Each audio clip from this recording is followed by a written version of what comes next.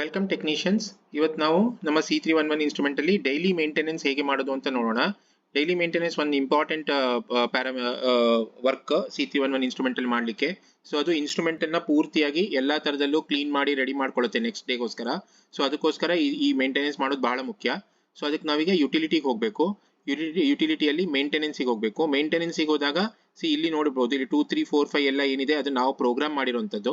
So usually ಇಲ್ಲಿ maintenance, ಅದರ ನಂತರ ಈ ಪ್ಯಾರಾಮೀಟರ್ ಗಳಿರುತ್ತೆ. ಸೊ ವೇರಿಯಸ್ ಪ್ಯಾರಾಮೀಟರ್ಸ್ ಗಳಿದೆ, ಫೋಟೋಮೀಟರ್, ಚೆಕ್, ಸೆಲ್ ಬ್ಲಾಂಕ್ ಆ ತರ ಎಲ್ಲ.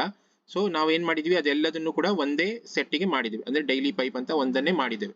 ಸೊ ಈಗ ಅದರಲ್ಲಿ ಹೋದ್ರೆ ಈ ತರ ವೇರಿಯಸ್ ಪ್ಯಾರಾಮೀಟರ್ಸ್ ಗಳಿದೆ.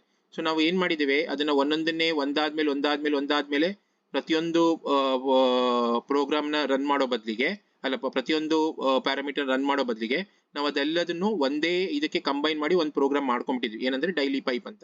ಸೊ ನೀವು ಇದನ್ನ ಡೈಲಿ ಪೈಪ್ ಅನ್ನೋದನ್ನ ಸೆಲೆಕ್ಟ್ ಮಾಡ್ಕೊಂಡು ರನ್ ಮಾಡಿಬಿಟ್ರೆ ಆಯ್ತು. ಸೊ ಅದು ಮಾಡೋಕ್ಕಿಂತ ಮುಂಚೆ ನಿಮಗೆ ಕೆಲವೊಂದು ರಿಯೇಜೆಂಟ್ ಗಳು ಯಾವಾಗೂ ಇನ್ಸ್ಟ್ರೂಮೆಂಟ್ ಒಳಗಡೆ ಇರಬೇಕು. ಅದು ಏನು ಅಂದ್ರೆ, ಒಂದು ಇಕೋಡಿ ಅನ್ನೋದು ಒಂದು ಕೆಮಿಕಲ್. ಅದು ವಾಟರ್ ಬಾತ್ ಅಲ್ಲಿ ಆಡ್ ಮಾಡ್ಕೊಳ್ಳುತ್ತೆ ಇನ್ಸ್ಟ್ರೂಮೆಂಟ್. ವಾಟರ್ ಬಾತ್ ಅಲ್ಲಿ ಯಾವುದೇ ತರ ಬ್ಯಾಕ್ಟೀರಿಯಾ ಏನು ಫಂಗಸ್ ಏನು ಗ್ರೋ ಆಗದಂಗೆ ನೋಡ್ಕೊಳ್ಳೋಕೋಸ್ಕರ.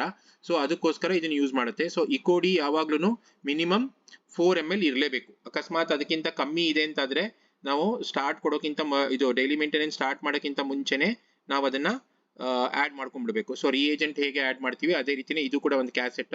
ಸೊ ಅದನ್ನ ಆಡ್ ಮಾಡ್ಕೊಂಡ್ಬಿಡ್ಬೇಕು. NaCl ಅಟ್ಲೀಸ್ಟ್ 1 ml ಇರಬೇಕು. NaOHD ಕೂಡ ಅಟ್ಲೀಸ್ಟ್ 1 to 5 ml ಮಿನಿಮಮ್ ಇಟ್ಕೊಳ್ಳಬೇಕು. ಅದೇ ರೀತಿ ಈವನ್ ಸೆಲ್ ಕ್ಲೀನ್ 1 ಕೂಡ ಸ್ವಲ್ಪ ಜಾಸ್ತಿ ಇರೋ ನೋಡ್ಕೋಬೇಕು, ಆಯ್ತಾ. ಇವು ಯಾವ್ದು ಮ್ಯಾಂಡೇಟರಿ ಅಲ್ಲ, ಇಕೋಡಿ ನಮ್ಗೆ ತುಂಬಾ ಮ್ಯಾಂಡೇಟರಿ, ಅದು ಯಾವಾಗ್ಲೂ ಇರೋ ಹಂಗೆ ನೋಡ್ಕೋಬೇಕು. ಓಕೆ. ಸೊ ಅದರ ನಂತರ ನೀವು ಈ ಡೈಲಿ ಪೈಪ್ ಅನ್ನೋದನ್ನ ಸೆಲೆಕ್ಟ್ ಮಾಡಿ ಅದನ್ನ ಎಕ್ಸಿಕ್ಯೂಟ್ ಮಾಡಿದ್ರಾಯ್ತು. ಎಕ್ಸಿಕ್ಯೂಟ್ ಮಾಡಿದ ತಕ್ಷಣನೇ ಇನ್ಸ್ಟ್ರೂಮೆಂಟ್ ಒಂದಾದ್ಮೇಲೆ ಟೆಸ್ಟ್ ಪ್ಯಾರಾಮೀಟರ್ ನ ರನ್ ಮಾಡ್ಕೊಳ್ತಾ ಇದೆ. ಫಾರ್ ಎಕ್ಸಾಂಪಲ್ ಫಸ್ಟ್ ಏರ್ ಪರ್ಜೋ, ಆಮೇಲೆ ಮತ್ತೆ ಸ್ಟ್ಯಾಂಡ್ ಬೈ, ಅದರ ನಂತರ ಇನ್ಕ್ಯುಬೇಷನ್ ವಾಟರ್ ಎಕ್ಸ್ಚೇಂಜ್, ಮತ್ತೆ ಸ್ಟ್ಯಾಂಡ್ ಬೈ, ಮತ್ತೆ ಫೋಟೋಮೀಟರ್ ಚೆಕ್, ಆಮೇಲೆ ಸೆಲ್ ಬ್ಲಾಂಕ್ ಮೆಜರ್ಮೆಂಟ್, ಆ ತರ ಪ್ರತಿಯೊಂದು ಪ್ಯಾರಾಮೀಟರ್ ಏನೇನಿದೆ ಅದ್ರೊಳಗಡೆ ಅದನ್ನೆಲ್ಲ ಮಾಡ್ಕೊಂಡು ಕೊನೆಗೆ ವಾಪಸ್ಸು ಸ್ಟ್ಯಾಂಡ್ ಬೈಗೆ ಬಂದ್ ನಿಲ್ಲುತ್ತೆ. ಓಕೆ. ಸೊ ಇವಾಗ ಅದು ಇಂಪಾರ್ಟೆಂಟ್ ಏನು ಅಂದ್ರೆ, ಈ ಒಂದು ಇದರಲ್ಲಿ ಎಲ್ಲೂ ಕೂಡ ಯಾವುದೇ ತರ ರೆಡ್ ಅಲಾರಾಮ್ ಬರಬಾರ್ದು. ಸೊ ಈ ಕಂಪ್ಲೀಟ್ ಒಂದು ಡೈಲಿ ಪೈಪ್ ಆಗ್ಲಿಕ್ಕೆ ಅಟ್ಲೀಸ್ಟ್ ಒಂದು 45 ಮಿನಿಟ್ಸ್ ತಗೊಳುತ್ತೆ. ಸೊ ಏನೇ ಎರರ್ ಡೈಲಿ ಪೈಪ್ ಕೊಡ್ಬೇಕಾದ್ರೆ ಬಂತು ಅಂತಾದ್ರೆ ಅದನ್ನ ಯಾವಾಗೂ ನಂಗೆ ಕಾಲ್ ಮಾಡಿ ಇನ್ಫಾರ್ಮ್ ಮಾಡಬೇಕು, ಯಾಕಂದ್ರೆ ಅದನ್ನ ಇಮಿಡಿಯೇಟ್ ಆಗಿ ಕರೆಕ್ಟ್ ಮಾಡ್ಕೋಬೇಕಾಗುತ್ತೆ. ಓಕೆ. Thank you.